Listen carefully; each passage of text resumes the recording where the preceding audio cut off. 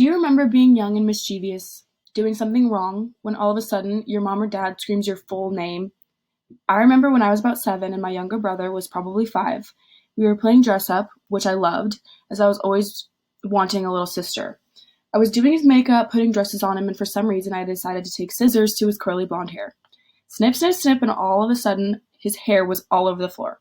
Jagged edges and his hair standing up on his head, I had created a masterpiece. My mom gets home from work and I hear her greet my brother in the kitchen. I was excited for her to see how he looked, how pretty he looked. She was not excited at all. I heard my middle name follow my first name, and that meant I was in trouble. I walked into the kitchen and her face was bright red, and she asked me what happened to Julian's hair and why I thought this was okay. In my family, when my parents call me Emma Michelle, this means something was up. It meant something was coming, and usually not a good something. For some reason, my middle name was in this context. My middle name infers that I have done something wrong. It insinuates that there will be a conflict in the near future. The presidential inauguration speeches of Abraham Lincoln, Woodrow Wilson, and George W. Bush all have these clues as well. In this case, though, it was not an angry parent reprimanding their child, it was a world leader predicting a conflict in the near future of their country. At the time, Abraham Lincoln knew that the Civil War was coming. Wilson knew of World War I, and Bush had predictions of the Iraq War. They needed to show the American people that they were fit to lead for these wars.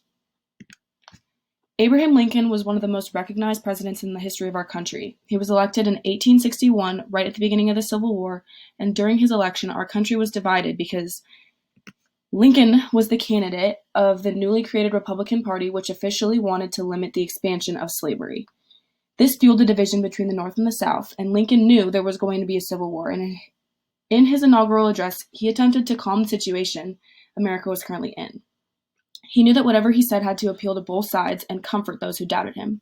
As a Republican, Lincoln was not necessarily a favorite candidate, and the South feared for their livelihood with him in office. In the journal article, A Southerner's View of Abraham Lincoln, Frank Owsley explains Lincoln, according to his view, continued to resort to measures whose primary objective was keeping the Republican Party together. Even after the war had started, Lincoln never expressed any negativity towards the South. All he really wanted was to keep the Union whole. If he spoke about the South in a way that made them out to be the terrible enemy, this would only divide the Union more. He also recognized that if the South successfully seceded, the country would never recover. Lincoln needed to unify us again, and war, seemingly, was the only way to bring the South back. You can see his predictions of conflict throughout his inaugural address as Lincoln addressed the public's worry that their property and their peace and personal security was going to be compromised or taken from them. Lincoln appealed to both pathos and people's emotions by reassuring them that he was not there to take away their property, one of the sole things they feared would happen. Lincoln needed to calm the South and prevent secession by being a leader of all the people, not just the Republican Party. The situation he was in at the time, facing a civil war, is the reason he made the rhetorical choices that he did. President Woodrow Wilson was elected towards the beginning of the war, of World War I, and his rhetorical choices predicted and prepared America for war in Europe. The war he was dealing with was not internal like the Civil War. It was a global war that involved several different countries. We weren't just dealing with Americans this time. He predicted conflict in his address when he claimed, "The evil has come with the good, and much fine gold has been corroded." From this, he is telling the audience that America is going to need to be involved in this conflict with Europe. There was a lot of money involved in these relationships with European nations, which he explained is corroded or becoming ruined at this point.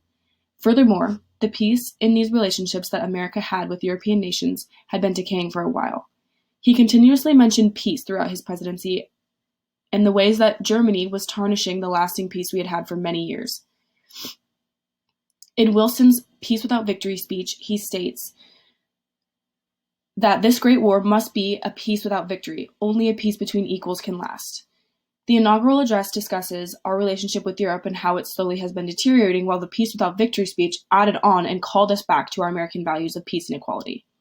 Wilson never had any intention of making Europe, or specifically Germany, our enemy. To him, America was fighting for peace, not fighting to defeat Germany.